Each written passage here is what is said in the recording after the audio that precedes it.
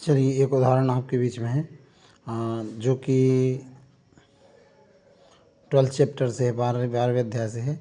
इसमें एक ग्लास दिया गया है, एक एग्जाम्पल है।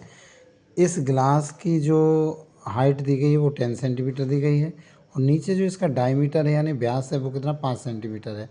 तो 5 सेंटीमीटर है तो अपन इसकी रेडियस क्या जाएगी, इसकी 5 सेंटीमीटर है तो रेडियस हो जाएगी 5/2। अब हम क्या कर रहे हैं कि इसमें एक अर्धगोला बना हुआ है नीचे। आपने देखो कुछ गिलासों में इस तरीके की डिज़ाइन बनी रहती है, नीचे से खोखला टाइप का रहता है। तो यहाँ पर जो है इसका जो डायमीटर दिया वो भी 5 रहेगा और रेडियस कितनी हो जाएगी 5/2 हो जाएगी। अब हमें इसका क्या है, इस गिलास का आयतन निकालना है या धारिता निकालनी। इसमें धारिता पूछा गया है। तो अब ग्लास का आयतन, अब चूंकि ग्लास क्या है बेलन के आकार का है तो बेलन का आयतन का फार्मूला लग जाएगा πr²h। पाई की वैल्यू होती है 3.14, आर की वैल्यू 5/2 और एच की वैल्यू जो है वो यहाँ पर 10 सेंटीमीटर है। तो यहाँ पर हम देख पा रहे हैं हमने इस 2 को इससे 3.14 को कैंसिल कर दिया 1.57 टाइम और 2 को कर दिया 5 टाइम। तो 5 × 5 × 5 3 टाइम्स देन मल्टीप्लाई बाय 1.57।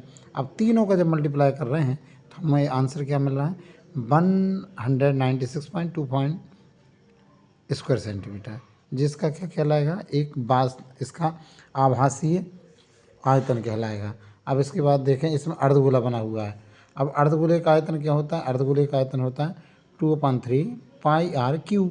2/3 पाई की वैल्यू रख देंगे 3.14, 22/7 भी होती है पर इस सवाल में क्या दिया गया है आपको कि इसमें 3.14 रखना है।